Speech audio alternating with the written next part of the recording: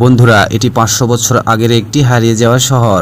তবে এই প্রতিস্থাপনের পরিত্যক্ত স্থানটি ছিল না, বরং সময়ের সাথে সাথে এটি নদী দ্বারা ধীরে ধীরে ভেসে গেছে। বর্তমানে এই হারিয়ে যাওয়া প্রাসাদটি পেশাদারদের দ্বারা সুরক্ষিত করা হয়েছে। শান্ত নদীগুলোর মধ্যে লুকিয়ে আছে অসংখ্য অজানা রহস্য।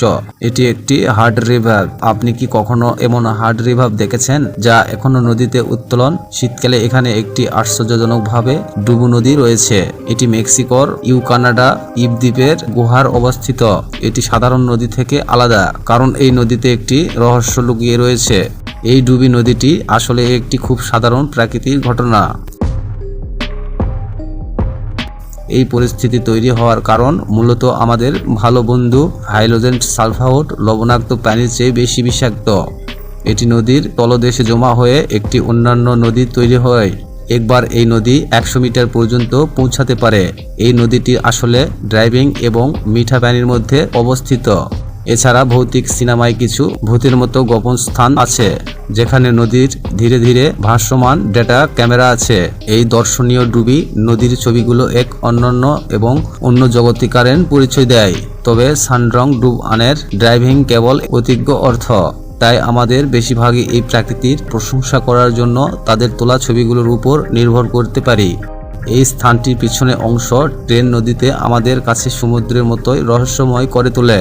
অনেক ডুবির ড্রাইভিং এর সময় দুর্ঘটনার ক্রমে অনেক অদ্ভুত জিনিস আবিষ্কার করবে, যেমন সমুদ্রিক জীবন, প্রবাস, প্রকাল, প্রাচীন এবং এমনকি মাঝে মাঝে নীরব জাহাজ সম্ভবত তারা খুঁজে পায়। জাহাজগুলো নতুন কিছু নয়, ট্রেন খুঁজে পাওয়া খুবই বিরল, কারণ রেলপথ সমুদ্রে অতিক্রম করে না। ১৯৫৮ সালে এটি ড্রাইভিং দল মার্কিন যুক্তরাষ্ট্রের কোথাও একটি নদীতে ট্রেন খুঁজে পেয়েছিল। ট্রেনটি সমুদ্রে ধরা পড়ে। মাত্র ৩ দিনের মধ্যে এটি ইন্টারনেটে জনপ্রিয় হয়ে ওঠে। এক রকমের উদ্দেশ্য এবং রেসিপি আবিষ্কার করেছিল। তিনি এই আবিষ্কারে হতবাক হয়েছিল। এই ট্রেনগুলো ৯০০ মিটার গভীরে জলে অবস্থিত। আজও স্পষ্ট নয় যে এই ট্রেনটি কেন উপস্থিত হয়েছিল। কেউ কেউ অনুমান করেছিল যে তারা জাহাজ থেকে পড়ে থাকতে পারে। অন্যান্য পরামর্শ দিয়েছিলেন এই জাহাজটি নীরব না হওয়ার জন্য খারাপ সমুদ্রের পরিস্থিতিতে জাহাজ থেকে ইচ্ছাকৃতভাবে ফেলে দেওয়া হয়েছিল। লোকমানটি উদ্দেশ্যকরণ রহস্যময় হয়ে গেছে। অবশেষে ঘটনার ইন্টারনেটে ছড়িয়ে পড়ার সাথে সাথে প্রেমীদের কাছে একটি জনপ্রিয় গন্তব্য হয়ে ওঠে। তারা এই নীরব শীতকালীন ছুটিতে পেতে পছন্দ করে। তাহলে আপনার কি মনে হয় এই ট্রেনটি এখানে কেন এসেছিল? এই স্থানে অনেক গোপন রহস্য লুকিয়ে আছে। জানা যায় যে মদ্র প্রাণীদের মহান সাম্রাজ্য উত্তোলনের আগে প্রাচীন সভ্যতা এই স্থানটি ব্যবহার করত। ৭০০০ খ্রিস্টাব্দের দিকে গবেষণা করে দেখা যায় ঘণ্টার ছবিতে খোদাই করা সিরামিক্স ধূপ জ্বালানোর মাত্রই এবং পাথরের তৈরি সূক্ষ্ম শ্রদ্ধাঞ্জলি খুঁজে পায়। প্রথমবারের মতো গবেষকেরা এই ধরনের শ্রদ্ধাঞ্জলি আবিষ্কার করেছিল, যা দেখার এই যুক্তিসঙ্গত স্থানে ঐতিহাসিকদের পূর্বে বিশ্বের চেয়েও আগে নিয়মিত এবং অল্প সময়ের জন্য বলিদান অনুষ্ঠান অনুষ্ঠিত হয়। সেই সময়ে আলপাকা এবং অন্যান্য প্রাণীর বলিদান বেশ গুরুত্বপূর্ণ ছিল। যখন সাশিমির মতো অন্যান্য শ্রদ্ধাঞ্জলি কেবল ইউরোপের মতো বিদেশি দেশগুলোর মধ্যেই পাওয়া যেত, সাম্রাজ্যের সাথে বাণিজ্য কেবল পাওয়া যেতে পারে। এই অর্থ হলো এখানে যে কোনো কিছু আরব মানুষের কাছে ৫০০ বছর আগে নতুন উদ্যোগ দাবিগুলোর সমষ্ট করার জন্য তাদের সবচাইতে মূল্যবান আর্থিক সম্পদের মাঝখানে রেখেছিলেন। এই নদীর নিচে লুকিয়ে আছে একটি ভিন্নগ্রহীন ঘাঁটি। নদীর বর্তমানে সবচাইতে রহস্যময় জিনিস হলো সপ্তম গাড়ি এবং ফেলে আসা গাড়ির আবিষ্কার। আপনি কি কখনো নদীতে ভিনগ্রহীন অবস্থান দেখেছেন? সম্প্রতি একজন ব্যক্তি বিদেশি ড্রাইভিং করেছিলেন। ড্রাইভিং করার সময় তারা দুর্ঘটনার ক্রমে একটি পরিত্যক্ত প্রাসাদ আবিষ্কার করেছিলেন। কেউ জানে না এটি কি, তাই তারা অনুমান করেছিল যে এটি আটলান্টিকের নাকি ভিন্নগ্রহীনের ব্যবস্থান। নদীতে অনেক অসুবিধা ছিল। তিনি তৎক্ষণাৎভাবে স্থানীয় অর্থনীতি বিশেষজ্ঞ এবং পুলিশের সাথে যোগাযোগ করতে তদন্ত পরিচালনা করেন এবং ড্রাইভিংয়ের ব্যবস্থা করেন। উদ্দেশ্য ছিল বিশেষজ্ঞদের সুবিধার স্বার্থে বিভিন্ন রেকর্ডের করার জন্য ক্যামেরা ব্যবহার করা হয়। বিশেষজ্ঞরা এটি দেখার পর তারা বলেন যে এটি ৫০০ বছর আগের হারিয়ে যাওয়া শহর। তবে এই প্রতিস্থাপনের পরিত্যক্ত স্থানটি ছিল না, বরং সময়ের সাথে সাথে নদী দ্বারা ধীরে ধীরে এখানে ভেসে গেছে। আরিজোনার করোয়ান নদী তলদেশে রহস্যময় বিশালাকারে হেলে থাকা কঙ্কাল। একজন ডুবির দুর্ঘটনার ক্রমে এটি ভয়ঙ্কর কঙ্কাল খুঁজে পেয়েছিলেন। বোঝা যাচ্ছে এই কঙ্কালগুলি পানির ১৫ মিটার গভীরে পাথরের মধ্যে আটকে আছে। যখন সেগুলো পরীক্ষা করলো তখন তারা খুব ভয় পেয়ে গেল। সাঁতারের তীরে উঠে স্থানের দর্শনীয় স্থান ফোন করে বলল যে রেশমের সুতা প্রায় প্রাণীর নিচে খায়, এমনকি যদি রেশমের সুতা তবুও সেটি প্রাণী থাকে। যুক্তিসঙ্গত। 6টি ক্যামেরা এই কঙ্কালগুলির ধরন করেছিল। যে বললেন যে এই কঙ্কালগুলি লঞ্জন চেয়েও বসে আছে, এই কঙ্কালগুলি যেন চেয়ারে বসে আছে, যেন তারা প্রাণীর নিচে পার্টি করছে। তাহলে কি হচ্ছে? এমন কোন খুনি আছে যে শিকারীদের বেছে প্রাণীর নিচে রেখে ভঙ্গি করেছে? তারপর সে তদন্ত শুরু করে। প্রায় 1 মাস পরে পুলিশ আবিষ্কার করে কঙ্কালগুলি নকল এবং তাদের ইচ্ছাকৃতভাবে সেগুলো ঠিক করতে হয়েছিল। নদীর তলদেশে সানগ্লাস পরা দৃশ্যটি এক ধরনের প্রাণীর নিচে শিল্প। এটি মানুষকে 1998 সালে ক্লাসিক সিনেমা এর কথা মনে না করে দিয়ে পারে না। এই কঙ্কালগুলি অনেক বিতর্কের জন্ম দিয়েছিল। কেউ জানে না এই কঙ্কালগুলো কোথা থেকে এসেছে, কতদিন ধরে আছে, অথবা এগুলো আসলে প্রাকৃতিক মানুষের তৈরি করেছিল কিনা। অতীতে এগুলো গণমাধ্যমের অনেক যোগাযোগ পেয়েছিল।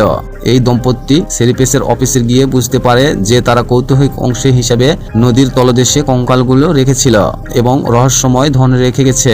2025 সালে মিশরীয় তত্ত্বন্ত্রের একটি নদীতে মিশরীয় একটি প্রাচীন জাহাজের ধ্বংসাবশেষে এবং সামাজিকভাবে প্রাচীন একটি উদ্দেশ্য খুঁজে পায়। 720 বছর আগেকার অনুমন মন্দির থেকে পড়ে যাওয়া একটি বিশাল পাথরের টুকরো। এটি ধ্বংস হয়ে গিয়েছিল পূর্ব খ্রিস্টাব্দে একটি বিপজ্জনক ঘটনায় মন্দির ধ্বংস হয়ে গিয়েছিল। এই ঘটনা সম্ভবত একটি ভূমিকম্প ছিল। খুব সম্ভবত এই ভূমিকম্পের ফলে ওয়ার ক্লক জলে ডুবে গিয়েছিল। এটি এক ধরনের কামরার রস যার একটি উল্টে যায়। এটি একজোড়া গরম হাতের গ্লাং লিডারের সাথে দ্রুত গতিতে চলতে পারে। এই পালতোলা জাহাজটি 25 মিটারের বেশি লম্বা। খুব সম্ভবত ভূমিকম্পের সময় এটি নোঙর করা হয়েছিল। ভূমিকম্পনের কারণে মন্দিরটি ভেঙে পড়ে বিশাল পাথরের টুকরোর পালতোলা জাহাজের উপর এবং এটি ভেঙে যায়। শীঘ্রই সমুদ্রের তলদেশে স্থির হয়ে যায়। বর্তমানে এটি একটি মন্দির সমাহিত করা হয়েছে। প্রাচীন রহস্যময় দক্ষিণ ক্যালেরিয়ার এই নদীর গাইডোলা তোলার পথে একটি ঐতিহাসিক ক্লানো খুঁজে পায়। যখন একটি যুবক ক্লানোতে প্যাডেল চালাচ্ছিল তখন তারা লক্ষ্য করে যে নদীর তীরটি প্রসারিত ছিল। এটি কাঠের টুকরো। তারা এটি পরীক্ষা করার জন্য এই মুহূর্তে তারা বুঝতে পেরেছিল যে এটি একটি নদীর দীর্ঘ ঐতিহাসিক ক্ল্যান। তারা ক্ল্যানটি জল থেকে টেনে নদীর তীরে রেখেছিল। তারপর একজন তদন্ত করতে এসে নির্ধারণ করলেন যে ক্ল্যানটি কমপক্ষে 250 বছরের পুরনো। ক্ল্যানটি 18 শতকের হতে পারে। এটি সম্ভবত একটি আদিম ফেনী ছিল যা এখানে বসতি স্থাপনের জন্য মানুষের পরিবহন করত। এই ক্ল্যানটি কুরার এবং আর্থিক ব্যবসায়ীদের দ্বারা সরাসরি খনন করা হয়েছিল। এখনো নিশ্চিত নন যে আদিবাসী আমেরিকার এবং প্রাথমিক ইউরোপী উপজাতিগণ একটি দল দ্বারা নির্মিত হয়েছিল। এই ক্ষেত্রে ক্ল্যানগুলো কোথা থেকে এসেছে তা অনুসন্ধান করা হচ্ছে। কেউ আসলে বিশাল নয়। এটি 1800 বছর ধরে নদীতে ভেসে বেড়াচ্ছে। ডুবে যাওয়া জায়গাটি অবস্থিত অবশ্যই শতাব্দীর আগে। অন্যরা এটি দেখে থাকলেও প্রথমবার তারা এটি সম্পর্কে খুব বেশি নাও ভাবতে পারে। এটি একটি জলহস্তী, দেখতে খুবই ভয়ঙ্কর। আপনি জানতে পারবেন না তারা দেখতে পেয়েছিল যে এটি আসল জলহস্তী। এই প্রাণীটির মুখটি খুব সুন্দর নয়। একটি সুন্দর আকৃতি এবং একটি লম্বা গাছের লেজ রয়েছে, কিন্তু কেউ সরাসরি নিশ্চিত করতে পারে না যে এটি একটি জলহস্তী কিনা। তাহলে আপনি কি এই সম্পর্কে কি মনে করেন অবশ্যই কমেন্টে জানাতে ভুলবেন না। নিখোঁজ রয়েছে এই সময়ে 3 বছরের ঝুলন্ত প্রাণীর নিচে অনুসন্ধানের অবশেষে 3 বছরের আগের একটি রহস্যময় সমাধান করেছে। তারা প্রথম ধাপে গর্তে একটি গাড়ি খুঁজে পেয়েছিল।